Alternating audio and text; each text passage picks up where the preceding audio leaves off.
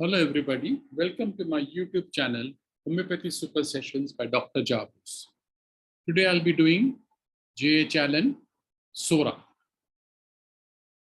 The study of Sora can be done through the symptomatology and its general action upon the organism. So Dr. H Allen says that the study of Sora can be done through the signs and symptoms of the symptomatology and also in a general way by seeing the action upon the living organism.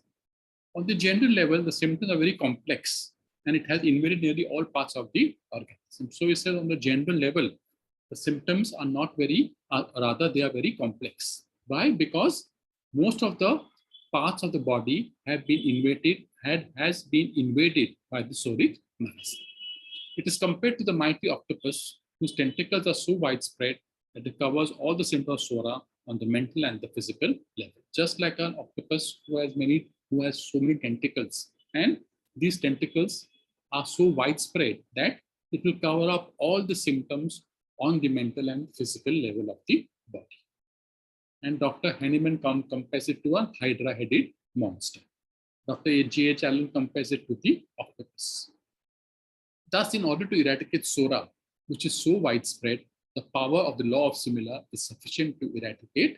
So, though Sora is widespread, if you follow the law of similars and find out the correct similimum, then it is sufficient to eradicate it. Another peculiar feature of Sora is the latent state it acquires. So, this is another important point. He again reminds you that about the latent state of Sora. He says it is not applicable to the syphilitic or the psychotic miasm. We shall see later on as the video goes, as we go on. However, if syphilitic or psychotic miasm becomes latent, it will express itself as soric expressions. Thus, this makes Sora our greatest enemy. Hahnemann said that if it is not for the presence of Sora in the organism could not be affected by any other disease, not even syphilis or psychosis. So he says that Sora is essential, or rather Sora is in a latent state. And if it wasn't for Sora, then the other miasms of psychosis or syphilis would not be affected, or the individual will not be affected by the psychosis of the syphilitic miasm. It is only because of the presence of the soric miasm, which is in the latent state, the other miasms of psychosis and syphilis will be implanted on the organism and the signs and symptoms would appear. Thus, Sora forms the basic principles of all the disease expression. So, Sora is the base which forms the basic principle for all the diseases to be expressed. It forms a gateway of reception of the disease. So, it is a gateway, or it is a door through which all the diseases will enter the body because of the soric miasm in the latent stage. Sora occurs due to the sins and disobedience of man that man creates. So, Dr. H Allen also he agrees with the Kantian philosophy, saying that the Sora is there because of sins and disobedience. Kant says that Sora is there because of the wrong thinking, wrong action, and wrong behavior. It remains present in the latent state. So, when the man sins or he is disobedient, then what happens? He is infected with the soric miasm. But that remains in a latent state, quietened stage, or in slumbering or in sleeping state. The failure to cure the suppressed eruption by the physician of the ancient school were nothing else than Sora. So the ancient school, they weren't successful in treating the suppressed eruptions. And these suppressed eruptions were nothing but the symptomatology of the soric miasm, which the old school physicians failed to understand, and they did not look beyond the materialistic concept of the disease. Hahnemann was the first to classify Sora as a chronic miasm. Sora forms the basis of all diseases. So as I told you, it forms the base, or it forms the foundation of all the other diseases. It exists with or without an eruption. The disease entity or ego has many varying forms. So whatever disease entity is there, or whatever ego is there because of the sins or the disobedience man has created, it has many forms. Sora is seen in the form of plague, malignant itch, and leprosy. To this disease ego, Hahnemann applied the name Sora. So whenever the ego was not satisfied, whenever the person did something bad in his life because of his ego, which was not satisfied, the disease entity occurred. So he also is given many. I mean, he also has said that during the war, there was plague, there was scabies, there was itch, there was leprosy, there was tuberculosis. So all this is nothing but an expression of Sora. In 1827 only, Hahnemann made it known to his followers of this wonderful discovery. Thus, Hahnemann arrived at the conclusion after years of constant study. So it wasn't immediately in his work that he discovered the miasms. It was only practically after 30 years of hard work, he came to a conclusion of the miasms being present at the background. The disease of non-venereal origin were not completely cured. So when he was treating the diseases of a non-venereal origin, they were not completely cured, or the symptom disappeared, but again, they used to recur again in some modified form of the disease. Thus, Hahnemann thought the disease was not treated in total, or the full dimension of the disease was not taken. Only a part of it was taken, and the prescription was based on it. The disease was a mere fragment of a much more deep-seated disease. So whatever fragment Dr. Hahnemann was treating of the disease, it was just a small part of the deep-seated disease, or just the tip of the iceberg in which he was treating, and the main part lied below, which escaped his observation. Thus, we must not treat the disease by names, as it only drives back the enemy temporarily. So just by the diagnosis of the disease, we must not treat it by giving specific medicines. For example, for malaria, give anti-malarial remedies. For tuberculosis, give anti-tubercular remedies, and so on and so forth. So if you do that way, what happens, especially the old school used to treat such diseases on an empirical basis. What they did, they only drove the disease deeper into the economy. We must take the totality of symptoms and apply the law of similarity. So H Allen says that if we want to be successful in treating Sora, we have to follow the laws and principles of homeopathy, that is, the law of similars, and naturally take into account the totality of symptoms.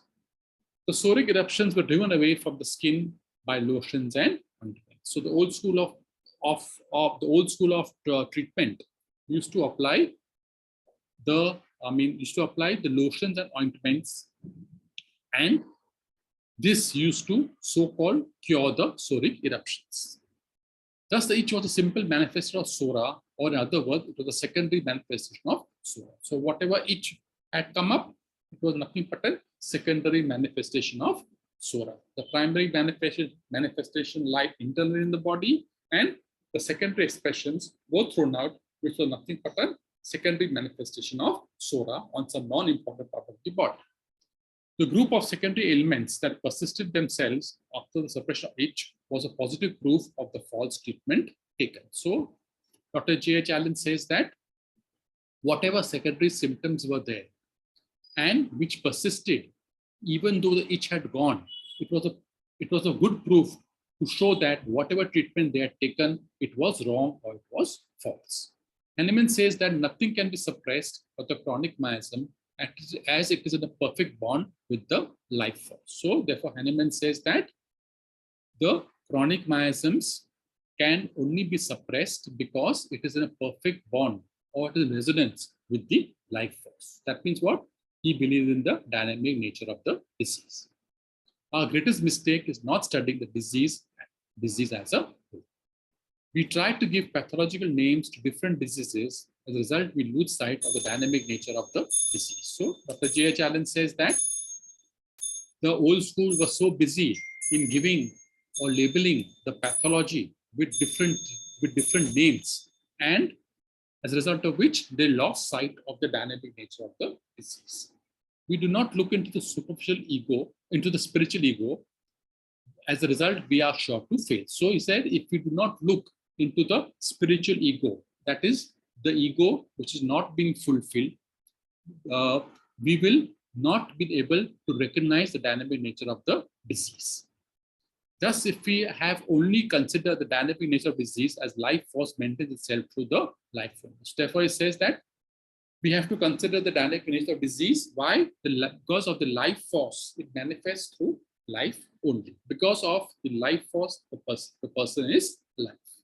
Everything in the universe of God is dynamic in its origin. So H Allen says that in the full universe of God, everything is dynamic in origin. And a dynamic law controls every vibration of matter, right from the smallest atom upwards. And so and he says that the dynamic law is there, which is vibrating in all matters, right from the smallest particles to the biggest particles. We need to look into the actions of these laws so that we may see the miasm in its true light. Today, the soric miasm is blended with the psychotic miasm to a fully 80%. So I said, now the soric miasm is in comparison with the psychotic miasm to the percent of 80%. We see psychosis in some form, like toothache or neuralgias and catarrh troubles were the most common manifestation of Sora. So Dr. Lippi observed many cases in which the soric miasm was there and 80% of it was of the psychotic miasm. And the manifestations were toothache, neuralgias, catarrh troubles, etc. So these are nothing but the common manifestations of Sora. The miasmic expressions were continuously changing due to suppression and unscientific methods of treatment. So whatever the miasms were there, the expressions were continuously changing or they were fluctuating. Why? Because the suppressive measures used to change and naturally they were following the unscientific method of treating. All these tend to change the normal action of life and give rise to disease physiological expressions either in a general or a local manner. So what happens when you treat a person or a disease unscientifically? They cause the change in the normal action of life and give rise to a disease physiological expression. So naturally, whatever physiology is there in the body, whatever systems are working in harmony with each other, they go into a disease condition. Therefore, it says disease physiological expressions, either in a general or in a local manner. So either on a whole level or in a particular part, organ system of the body. Thus, we have to know about the action of all the miasms in their differences action, including the latent state. So Dr. H Allen says that for this, you have to know the action of all the miasms of Sora, syphilis, and psychosis in the different stages of the action. That is the first stage, second stage, and the third stage, including the latent stage. We should also know about the composition of the different diseases with respect to its miasmatic actions. Furthermore, he says that we also have to correlate the complications of the different diseases with the miasm. Also, the knowledge of suppression is another important feature to be familiar with. But not only about the complications, not only about the dynamicity of the disease, but also we have to know about the knowledge of suppression. Take, for example, gonorrhea, which is either suppressed fully or partially.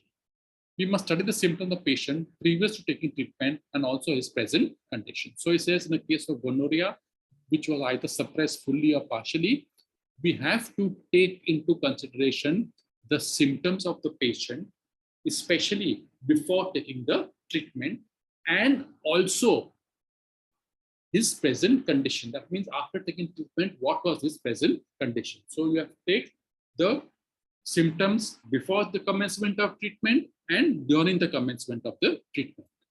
The patient may tell you that he had a headache or backache, or he feels not too good after he has started the treatment for gonorrhea, or he has never been well since that day. So the patient will tell you that when you take the present symptoms, that he'll tell you that since I have started the treatment for gonorrhea, I have the headache or the backache, or I do not feel so good, or I do not feel up to the mark, or I've never been well since the day.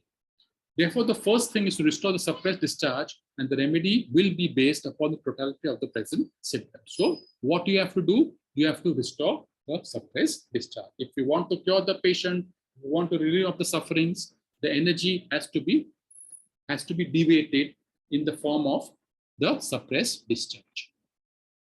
Thus, we have to patiently wait for the result. However, of psychosis is in the tertiary stage, we as a rule cannot re-establish the discharge. But however, Dr. H Allen says that This is one exception. When psychosis is in the tertiary stage, we cannot re-establish the discharge. But we'll be able to bring forth a watery eruption upon the skin, either locally or generally. So the discharge will not be able, we will not be able to re-establish discharge in a case of psychosis which has reached the tertiary stage, but we can definitely bring about a watery eruption upon the skin, either locally in some part of the body or generally, or on the whole surface of the body. So that's all for this lecture. I hope you all enjoyed it. If you are new to the channel, please do subscribe to my channel. If you like the video, please give it a thumbs up. Thank you very much.